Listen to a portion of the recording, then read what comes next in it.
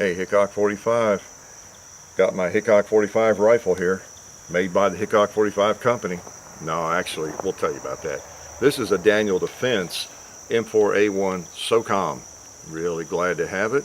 And we're going to put it through its paces and see what we can do with it, okay? Thought I'd start by embarrassing myself at 230 yards. We've got the small plate up over there, and I have hit it, so I know I can hit it if I can just hold it steady and pull the trigger at the right time. That's kind of the key, isn't it? That's the secret. All right, I'm going to try. Got my ACOG on here, and it seems to be sighted in. It's just a matter of whether I'm steady or not, and coordinate the trigger with the sight picture, right? If I can just get my windage and elevation right. All right.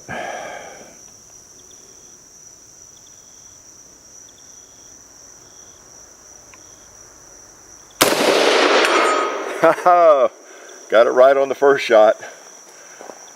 Oh, that's a neat feeling. I mean, for me. For you folks that shoot at 1,000 yards, I guess it's not that big a deal.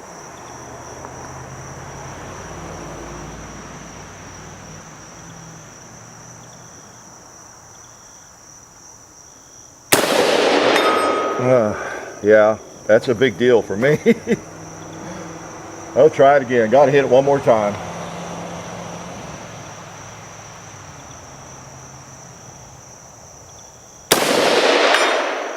I'm going to quit while I'm ahead. Okay. 3 times. Wait a minute. You think I should? Nah, that's fine. So John and I are going to walk down to the table and do some easier shooting that doesn't stress my brain so much. And we'll show you what we got, okay? This is a pretty rifle. And the reason it has Hickok 45 on it is this is a gift from the Gun Parlor in Worcester, Massachusetts. You know, they have helped us a fair amount. They've given us a couple of firearms, and not counting this one, you know, just for the project to support, you know, what we do. And that is good. I mean, we really appreciate those folks, and you know, we don't deserve this. And they asked us if we wanted a rifle. They would like to just give it to us, and they'd put the Hickok 45 logo on it. Didn't need to do a video on it. They just wanted to do it. So anyway, how could I resist doing a video with this thing? If you're familiar with Daniel Defense, and then again, you can see the green tip there, the Federal, which we appreciate. Daniel Defense, generally speaking, is a well-respected company. You may have had problems with them or some of their equipment, but they are one of the companies, manufacturers of ARs that most people like and have a lot of respect for. They're not cheap, but they're one of those higher-end AR companies because they do things the right way. You know, everything that should be mil-spec is mil-spec. The staking on the bolt to carry it, they do all that stuff with the. They just do it right. They make their own barrels, the hammer forged, cold hammer forged barrels. It's they just are a quality outfit. They this particular one, the SOCOM, has the rail. I guess you call it the SOCOM rail, but it's the RIS2, the rail interface system they call it. That they're kind of famous for because they provide these for the Special Operations Command in the military. They really do. It's not like some things you say, oh yeah, these are used in the military. Well, these really are. They were able to come up with a design that was strong enough and still remain, you know, free floated, to keep the barrel free floated, that you could attach the grenade launcher to, the M203, the 40 millimeter grenade launcher, without special tools or anything. And now I don't have a 40 millimeter M203 grenade launcher for this firearm. We'll get one of those next time. But yeah, you can attach it in the field without a lot of rigmarole or special equipment or tools, that sort of thing. So anyway, that's what it is. I've got the little covers came with it on. That helps too. It's, you know, quad rails are nice. They're a little large for a lot of people. They're a little bigger than even I like, but they feel okay, especially when you get these covers on them. And I think there's several people that make those. Ergo, Daniel Defense, I think, supplies these, I believe. But that's what that thing is, and good feeling gun. All right, I should have kept shooting till I missed. I'm sorry. I still hate to quit on a miss. That's kind of what it is to some extent.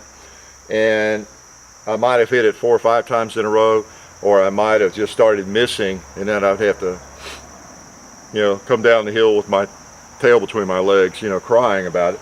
It's a good feeling for someone like me that I haven't had a lot of rifle training, as you can tell. Had a lot of time pulling triggers, but when I can just stand and hit something at 230, even a 12-inch plate, that's a big deal for me, and it feels good. It tells me my sight must really be on, and or I couldn't do it for sure. So I think the sight is on. So the gun is really a nice gun. The trigger is just, I'd say, mediocre. I'll probably put some kind of drop-in trigger in this firearm as well. And that's really the only limitation for this thing. It feels good. It's a heavier AR. You've seen some lightweight ARs here, the compound. This one, when I say heavy, it's just kind of standard mil-spec. It's just a tad heavier than the M4 we have, the Colt.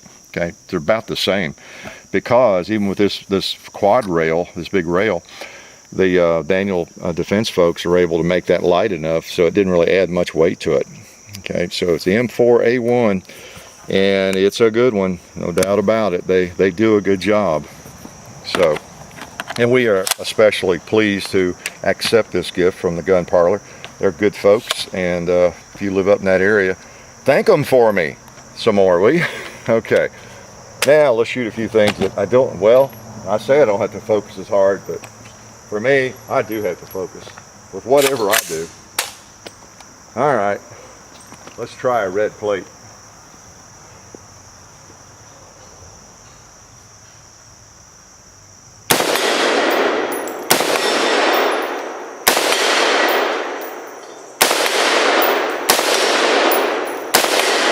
Yeah, if I can hit it at 230, I should hit it at 75, whatever that is.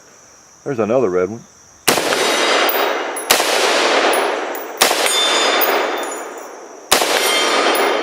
Nice sound. Well, we can't shoot the gong or the animals. For your information, if you didn't know, a lot of those animals are regular steel.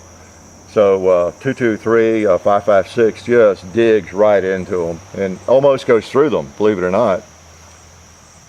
And I think it'll go through the 2-liter up there. Let's see if I can hit that stuff.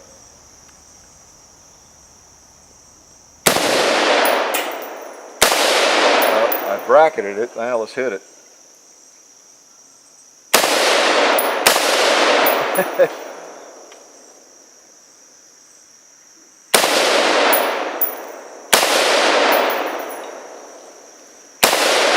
Come on now.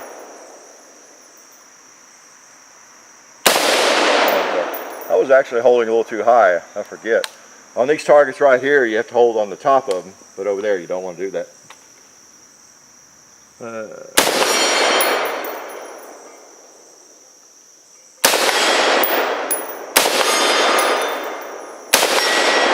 Sweet, sweet. Oh, I see some things right here that need to be shot. the last round. I'm going to have some more ammo right on me. Ooh, I do.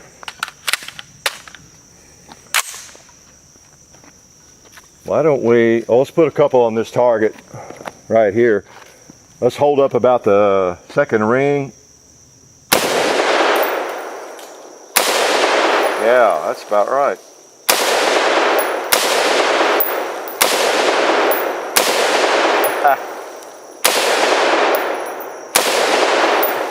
That's what I'm talking about. Up close, it's going to shoot low. Now on those clay pigeons, I think if I hold right on the top of one,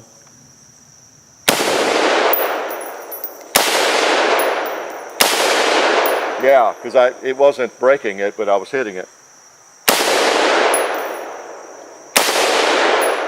Yeah, right on the top edge of it.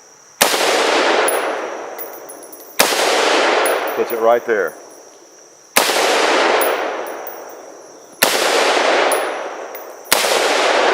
Yep, that works. Pretty good little target.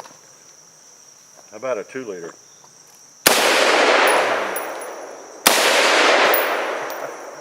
Well, these things are handy. They are sweet. A watermelon. Well, not bad. 5.56. Man, clay pots. That's what I was trying to do. The top one, then the lower one. Nice. Sweet, sweet. Clay or red plate.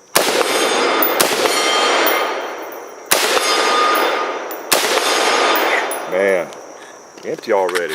Doesn't take long. That's 60 rounds already. 30 plus 30. Is that 60? Actually, it's probably 29 plus 29 because I don't like to load them all the way. Makes them easier to seat if you don't do that, if you're not familiar with these, and many of you don't care. So we have different mags here. The HK mag seems to work fine. Brownell's mag. It's one of the, I've used the ETS mag quite a bit. It works. And let's just go with some P mags here. And before it gets really any hotter, let me show you. Close the bolt. And now this thing is tight. Yeah. Brand new. I actually shot it a few times, but you know, you got your stake bolt. That's the thing about Daniel Defense. You're not going to buy anything that's not you know, mil-spec'd out. That's for sure. You got your stake. Everything is magnetic particle. You know, tested on the bolt, the barrel. I have, as I have mentioned before, I think I have long had a lot of respect for Daniel Defense. When I was shopping for my Colt and bought it, I came very close to getting a Daniel Defense because I really wanted to get a nice AR. A little bit higher dollar. I mean, if you get up into the $1,200 range for an AR, you're probably getting a good one, okay? $1,000, $1,200. Now you can get some good ones, the low end, they'll work and do what you want them to do. But that next tier up there in the whatever, $1,000, $1,200, $1,300, $1,400, you get some nicer components and probably get one that's built, you know, well, built correctly for sure. Might stand up to battle a little bit better, you never know. But Daniel Defense does it right, and it's one of those, if you can afford it, it's going to be correct.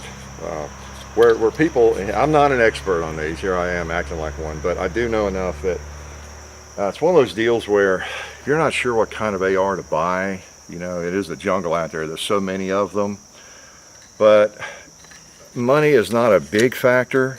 You know, you really are prepared to spend 15 or 2,000 or 12. That's okay with you. You want an AR and you want a good one. Well, for you, it's not as big a deal because you won't have any trouble generally getting a good one for that kind of money. Okay, it's when you're trying. It's the folks that are trying to get the best AR they can find for whatever, $700 or $800, you know, bucks, you know, or maybe even a little more. I don't know. That's where it gets a little bit more dicey, and you really need to study it and see what exactly the components are in the firearm, and the rail, and what kind of rails, how's it attached, and the barrel, and maybe the bolt, and all that kind. You need to study a little bit more carefully. Okay. Now that's not to say you couldn't get some junk and spend too much for it. So, but anyway, you know what I'm talking about, don't you? Okay. So anyway, I'm probably going to shoot it some more. What else about that I not tell you that's really important? Well, it has a 12.5-inch barrel. No, it's 14.5-inch barrel. And then with the flash hider, takes it out to a legal length of 16 inches or a little bit more. And it is pinned, staked, welded, whatever, so it can't take the flash hider off. Okay, so which is fine with me. So you do get a little bit of a slightly shorter firearm, you know, overall length, because the flash hider is part of the 16 inches, okay? Whereas with some others, you know, you have a 16-inch barrel or 16.25, then plus your flash hider. So it's actually a little bit of a shorter rig. I kind of like that. That's worth it to me. If I get a flash hider that works, I'm not always changing them out anyway. Now there's a disadvantage if you want to put a suppressor on it. You have to, you know, go through some gyrations for that. But it's just fine. So I don't have too much else to shoot. I got a few things here. I was going to try the P-Mag, wasn't I? Let's see. Do we want to shoot green tip? This is some 55 grain. Yeah, this is a 55 grain boat tail, Federal. Let's try that. All right. Got a little window in that magazine, so we can see rounds being used up, can't we? All right. This is a really nice rifle. I shouldn't have said that. It'll probably start malfunctioning. I mean, now that mag had an extra round in it. You see that? I didn't pick it up. I didn't get it seated properly. Now I do. Let's put a couple more on that paper there.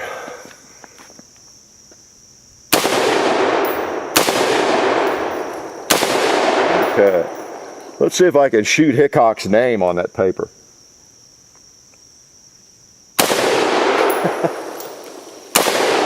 Oh, just fooling around.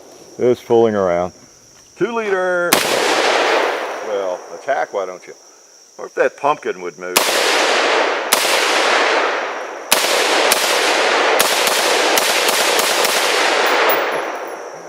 I bet this watermelon will move. Wow. It's a little bullet, but it's moving fast. You see what it does. Let's put a few into this burn barrel quickly.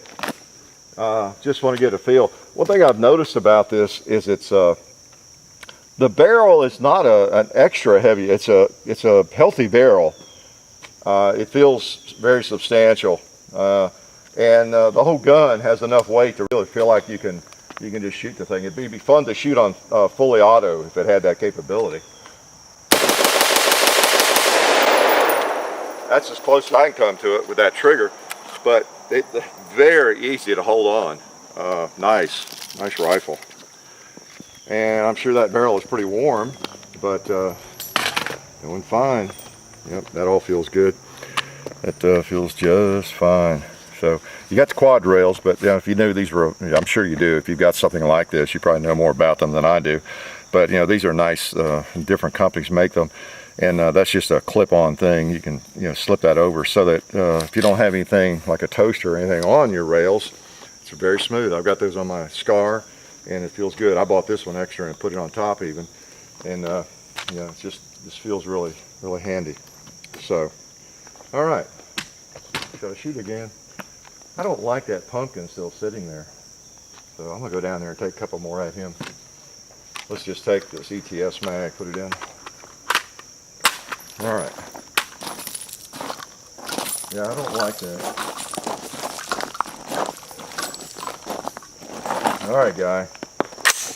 Put a few more rounds on you.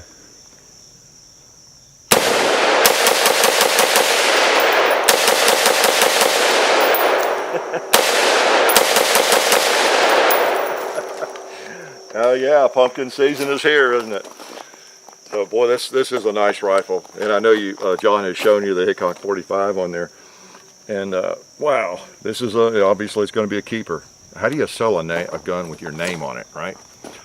And how do you sell a really quality Daniel Defense AR anyway? So pretty neat. It is again the M4A1 SOCOM.